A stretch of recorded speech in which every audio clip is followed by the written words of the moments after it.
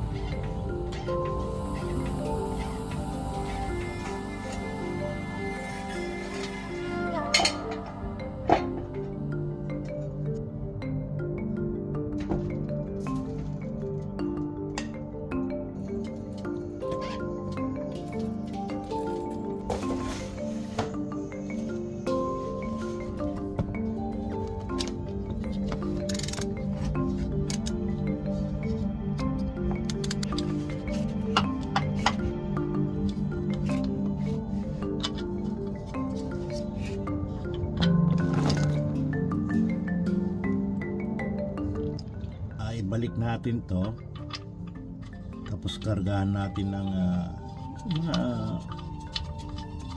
murang oil para ma-flush natin, saka panda rin natin kahit mga 5 minutes lang.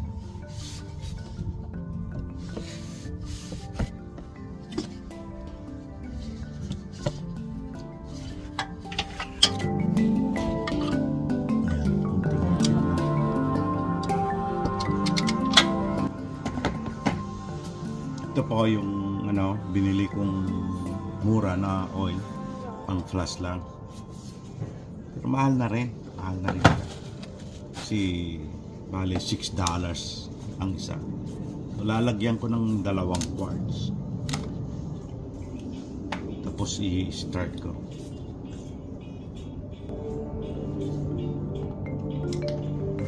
Tapos papahiran ko na rin ng oil tong oil filter para hindi siya tumigas.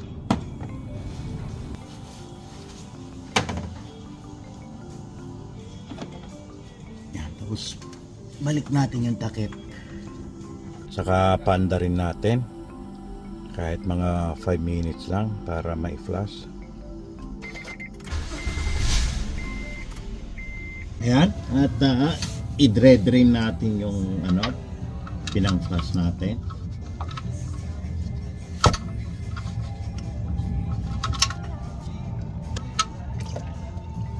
Ayan po, medyo malinis-linis siya. Hindi naman ako nagmamadali, kaya hayaan ko munang ma-drain talaga siya. Yan po yung filter niya, oil filter niya. Ito po, tatanggalin ko na rin.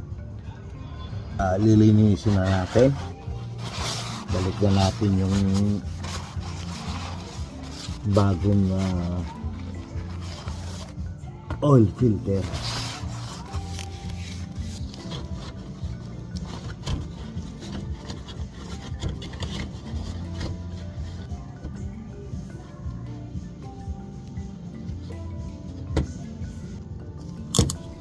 Yan, higpitan na natin.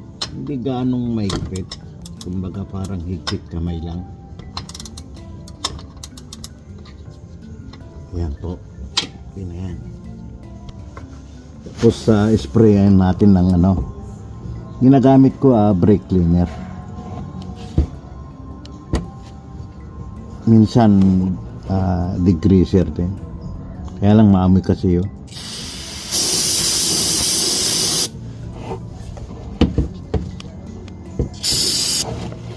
Kasi brake cleaner madaling matuyo,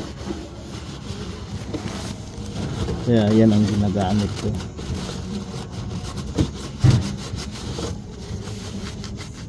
Yan po yung oil na ilalagay ko.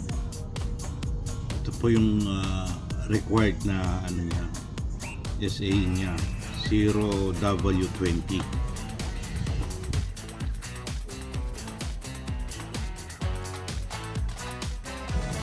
Ayan, at i-check natin yung dipstick kung anong sukat niya. Kahit hindi naka-level yung sasakyan, at least may idea ka.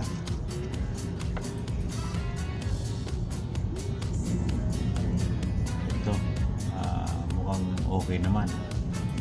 Parang hindi na ako magdadagdag. Initin ko. I-reset natin yung maintenance reset. Bale, ito yung nagpapakitang oil life nya. I-reset natin.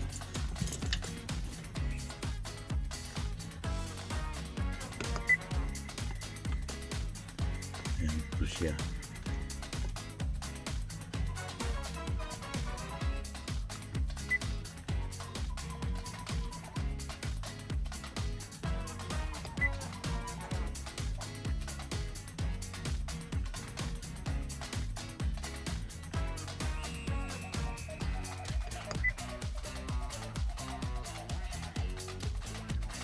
Ayan, 100% na. Okay na siya. Ayan po, papakita. Pati yung odometer niya. Ayan, at naka-record na rin yung odometer niya saka yung date. Okay.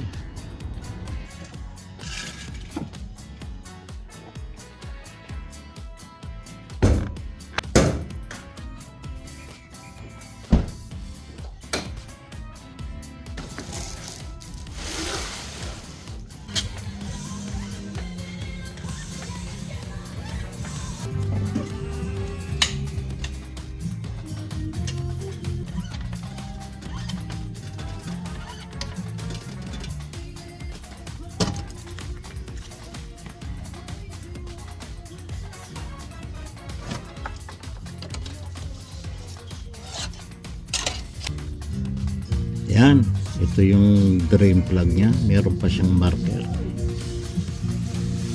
Tapos ito naman yung oil filter.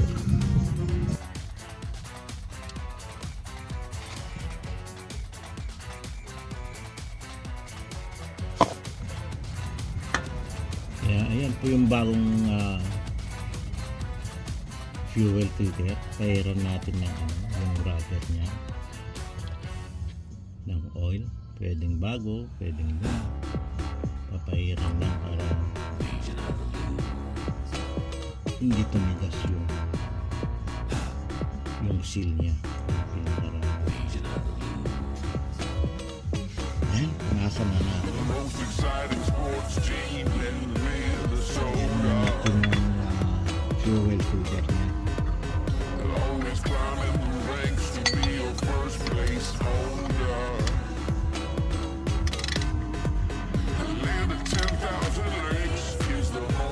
Ayan, konting lipit lang.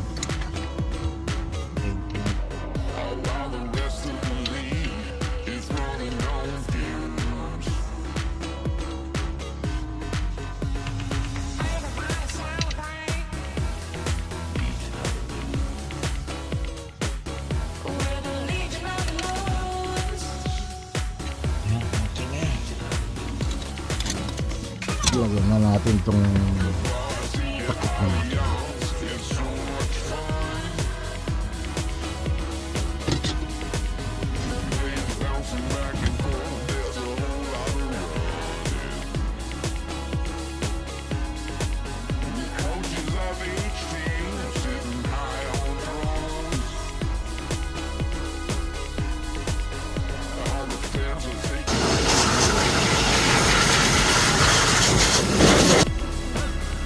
Ayan, at papakita na yung maintenance. Malapit na at inayos ko na. Bali, re-reset na natin. Sprayan natin ng belt conditioner. Yung mga belts niya.